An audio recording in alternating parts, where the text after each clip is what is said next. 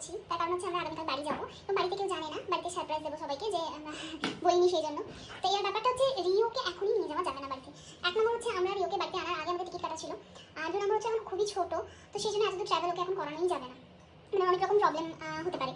তো সেই কারণে রিওকে কোথাও রেখে যেতে হবে। এখানে একটা মানে ডগ কেয়ার সেন্টার আছে, মানে নিজের বাড়িতে উনি চালান, প্লাস উনি ট্রেনারও। তো ওনার কাছে রিওকে রেখে যাবো, 7 দিনের জন্য আমরা যাচ্ছি বাড়ি।